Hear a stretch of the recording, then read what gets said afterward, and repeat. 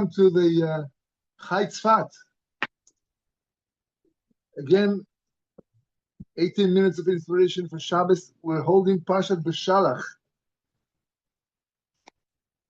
And today, I'll start the shir today with some kind of a halachic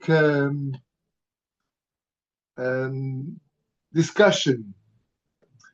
And we will talk about the Kiddush, the mitzvah of Kiddush. The mitzvah of Kiddush. Let me ask you a question. When we say Kiddush, Kiddush comes from the word Kadosh. What does the word Kadosh mean? Please, anyone have an idea? The word Kadosh.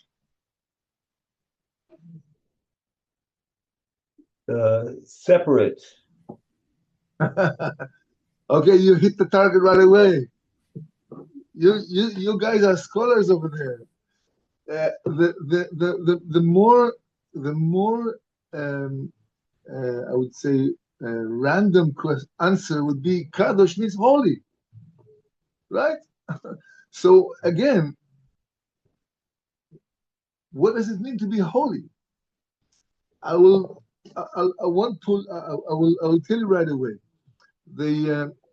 When we are standing under our chuppah and we are telling our wives, my wife, aharei at mekudeshet li, you are mekudeshet, you are kadosh to me. What does that mean? Does that mean that she is holy to me? If kadosh means holy, so harei at mekudeshet li, you are holy to me. What does it mean, holy? So we learned that the word kedusha means separated, excluded. You are mekudeshet li, you are designated only to me.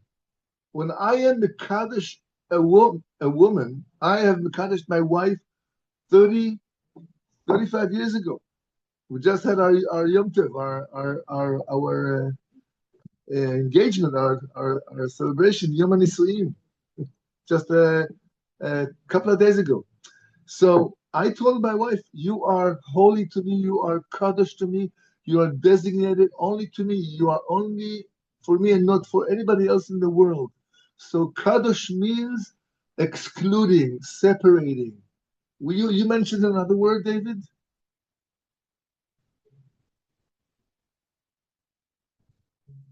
Which word you mentioned the other day? Separate. Huh? I said separate.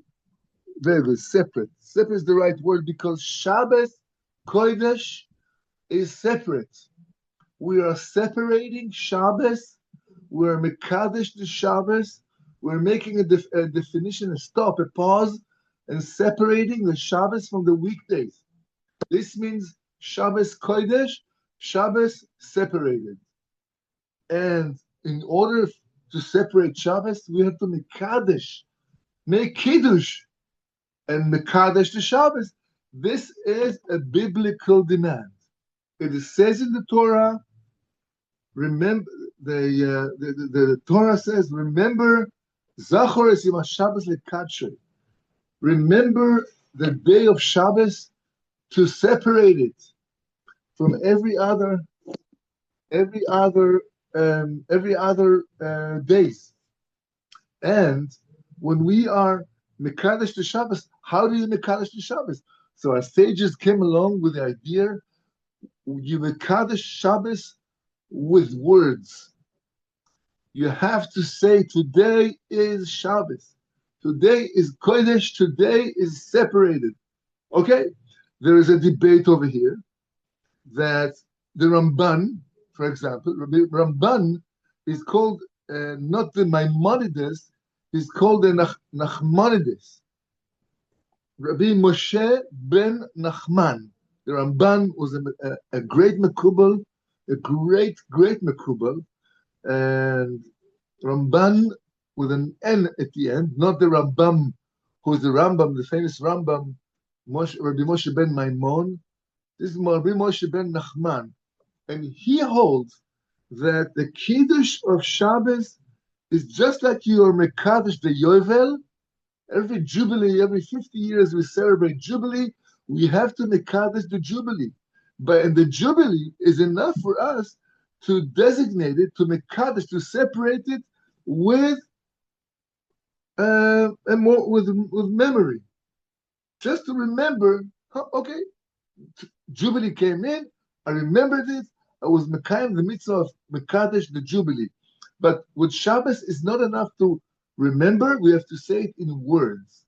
So from the Torah, if you want to be Yotze, the biblical commandment of Kiddush, we have to verbally express today is Shabbos. And the Rashba, one of the Talmidim of the Rashba writes down that Midoraita, to fulfill the biblical obligation, is enough for a person to say, Yom Zeh Yehem Mekudash, may this day be sanctified, excluded, separated. He's Yotze. Came along Chazal, our sages of blessed memory, says, we are going to do something important over Shabbos. We are going to Mekadesh the Shabbos over a cup of wine. L'chaim, l'chaim, l'chaim. Wine, good wine, and you should pour a cup of wine and stand along out of cover and recite the whole set of words Chazal have taught us to say. This is Kiddush. Now, what happens if you don't have wine? Maybe you can answer me, Chavre. Let's say the guy ran out of money. He couldn't buy the wine for Friday night Kiddush. What is he going to do? Is he going to be left alone without making Kiddush? Or does he have to make Kiddush over something else? What do you think? If you know, you should tell everybody if you know. It is well known. Sure, you make Kiddush over something else. Sure, yeah. But David, you're so right. But we have to remember, if you want to know something, if you want to know a subject, you have to go ahead and learn. Yes, we were taught all the Torah in the womb of our mothers. And before we were born, we knew the whole Torah back and forth, blind. Mishnah, Gemara, Rambam, Zohar, the Ramban, you name it, the Chumash, everything, we knew it by heart. But when we were born, came an angel and flip, in our just above our lips, we have that little valley, right in the middle of the lip, in the upper lip, boom. So this is because the angel came and bang and spank and give us a makkah, a spank on our lips, and boom, we got confused. We forgot all the Torah we learned in our mother's womb. That's Chazal teaching us the Midrash. So we knew all the Torah, we knew everything, but we forgot. So now we have to learn again. So, yes, you're right. You can make Kiddush over something else. Over what? What's the best thing to make Kiddush over? Is the challah, the bread. So if someone does not have wine and he's going to make Kiddush over challah, how does this Kiddush goes? If you want to eat the challah, you have to make netilas yadayim, you have to wash his hands for bread. So the Seder, the order of Kiddush over challah is as follows. Everybody's gathering, you sing Shalom Aleichem, Eshet Chayil, and you're ready for Kiddush. You go ahead, all of you. You wash your hands for bread. You make a bracha, Asher Kiddushanu b'mitzvah v'tzivanu al netilas yadayim, right? Everybody is silent. You, the one who makes Kiddush, going back to the table, and there's a challah on the table. There's no bread. No, there's no wine on the table because we couldn't have wine for some reason. And you make the the Savri Manan, we make all the bracha Yom HaShishi, V'echul HaShamayim V'Haaretz, V'chol Tzvaham. We make all the Kiddush, all the verses of the Kiddush, and then we're saying Savri Manan V'Raboisai, Baruch Ata Hashem Elokeinu Melech Haolam, Hamoitzi Lechem Min Haaretz. Instead of saying Baruch Pri HaGefen, we're saying Hamoitzi Lechem Min Haaretz. Now we don't eat yet because we still need to make the other bracha. Asher Kedeshanu B'mitzvotav Asher V'ratza Banu V'Shavas Kodsho Be'ava B'Ratzon V'Childanu Zikaron Lase Bereishis, all the what says in the Siddur, and then Baruch Ata Hashem Mekadesh HaShabbat.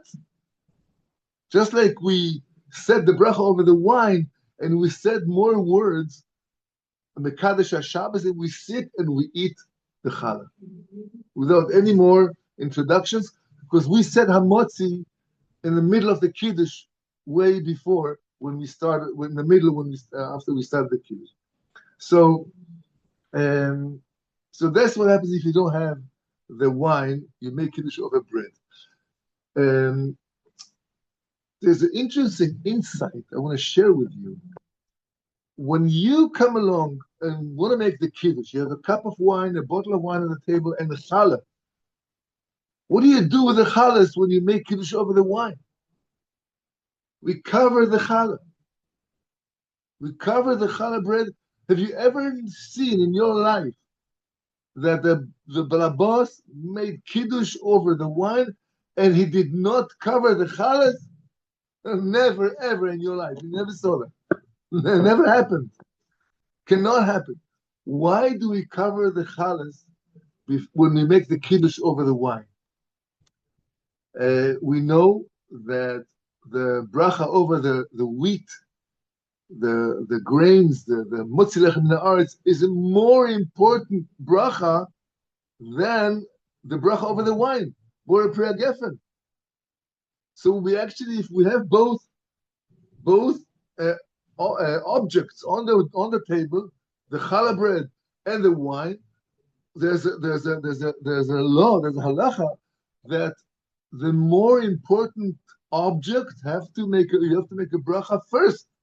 So according to the seder of the order of the blessings, you would first have to say hamotzi, and only then hagefen, because hamotzi is more important than the wine.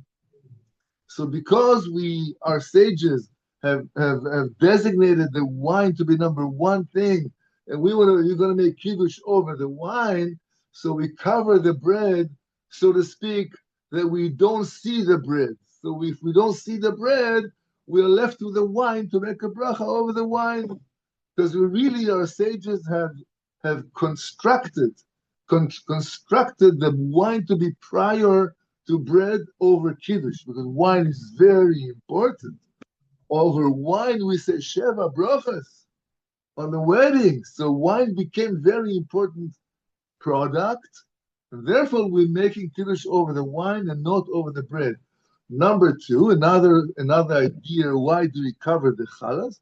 We cover the challah because we don't want the bread to be embarrassed.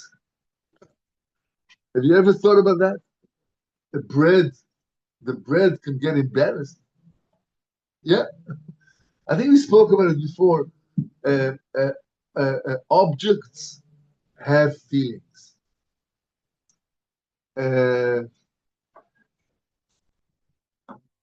So another halachic discussion, and I think we're going to conclude over here because time is running out, and you guys have to go and make some shopping for Shabbos.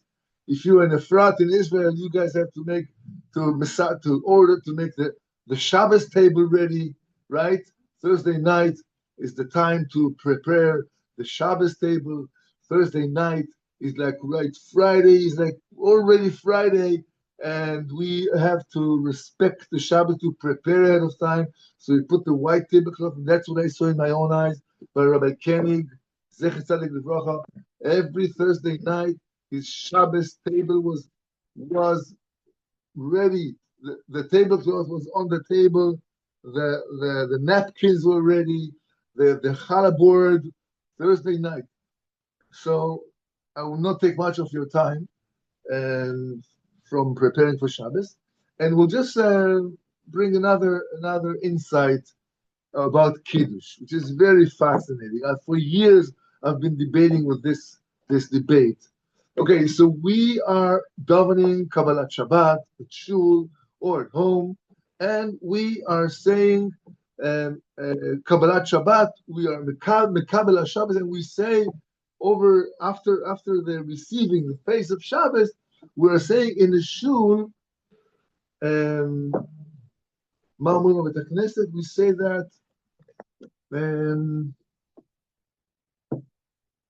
יום השישי, ויחולו השמיים, right after davening, in the middle of davening, ויחולו השמיים והארץ וכל צבאם, ויחל אלוקים ביום השביעי, במקום מלאכתו אשר עשה, וישבות ביום השביעי, ויבורך אלוקים את יום השביעי הקדש הזאת, כי בו שבס במקום מלאכתו אשר ברא לעשות.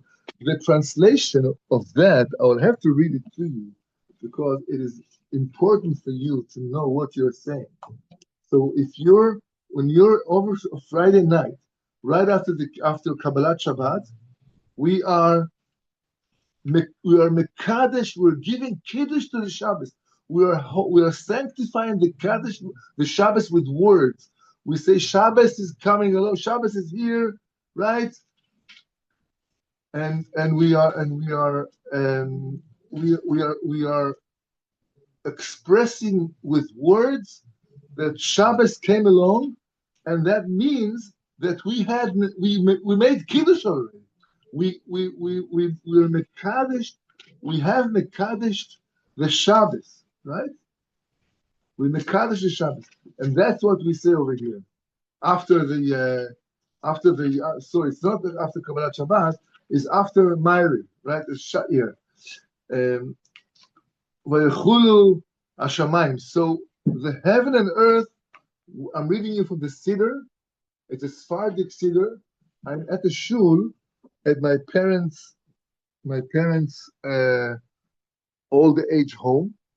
I wanted to have a look at the beautiful Aron over here, and the beautiful shul over here, and there's books on the shelves, and it's an amazing place to be. And I'm happy that my parents are here. They are happy. They're 92, 93, and they're good. So I would like to read to you what is the meaning of the words we say every Friday night after Ma'ariv. It says, "Vayechulu hashamayim va'aretz." The heaven and the earth were concluded and created and done. And then Hashem concluded in the seventh day his activity, which he had done, and he celebrated Shabbos by resting, by Yishbot. There's a question, does Hashem need to rest? That he needs to Vainafash? So he rested in the meaning that he stopped creating. That means rest. And he rested, he stopped from creating in the seventh day from all his creation which he had done. And Hashem blessed the seventh day, the Yom HaShvi, and he sanctified it. Because over Shabbos, Hashem stopped and rested from all the activities that he has done in honor of the universe, of the creation. So we are Yotze, we're okay with Kiddush. Now, we fulfilled our biblical obligation of Kiddush in Shul. Okay, now we're going back home with the angels accompanying us, right? 2 angels from each side of each one going home from Shul. And we're going home, and at home we have our children, let's say our grown-up children, who have not made Kiddush, and I am going to be moitzi, I'm going to make Kiddush for them. If I'm going to make Kiddush for them, there's a problem over here, because I am already yoitze, the mitzvah, the biblical mitzvah of Kiddush, and I need to make again Kiddush for them, but we are not in the same status. The people at home are in a higher status because they did not make Kiddush. I have made Kiddush at Shul. So now the only thing I'm obligated is over wine, make the kiddush over wine, but that's a rabbinical mitzvah. It's a rabbinical commandment. So how can I come when I have to fulfill a rabbinical commandment and make kiddush moitzi for those who are standing in a higher level that they have to be yotze from the biblical commandment? If I'm only obeyed from the rabbinical position, I cannot make kiddush for those who are on the biblical position. It doesn't work. You have to be matching, either both rabbinical or both biblical. So again, how can I be yotze? How can I moitzi as a rabbinical commandment that I'm having to do to be yotzi those who are under the need, the obligation of from biblical. So there's a whole debate over here that, and it's a very fascinating answer. The answer, one of the answers is that if the all Israel are brothers. We are obligated to one another. We carry responsibility for one another. And if you need to fulfill a mitzvah and you cannot fulfill the mitzvah, I can come along and do the mitzvah for you. It does not happen in every other case in the world. If you're thirsty and I'm drinking water, you will not be satisfied. I only drank the water, you did not drink the water. But by fulfilling a mitzvah, we sure can do the mitzvah for someone else. And even if I've done that, I have done this mitzvah already. I have fulfilled the mitzvah of kiddush at shul midoraita. Since my people at home are still in a need to be yotze with the mitzvah of kiddush, I am going to go along and make kiddush for them, and I'm going to be included with them, in them, for them. This means the arvut, the collateral, the collaterality we carry for each one, for one another. So, my beloved brothers and sisters, again, I want to wish you good Shabbos and thank you again for coming here, for pulling shtickle Torah from a Yid. And I'm honored. I'm thankful to you that in your schus I can learn and teach a little bit more Torah in this world. So good Shabbos, everyone, and have a beautiful, beautiful Shabbos. Thank you, Rabbi. Good Shabbos. Okay. Good Shabbos. Good Shabbos. Shabbos. Shabbos. Shabbos Tzaddik. Good Shabbos, everyone. Thank you for coming.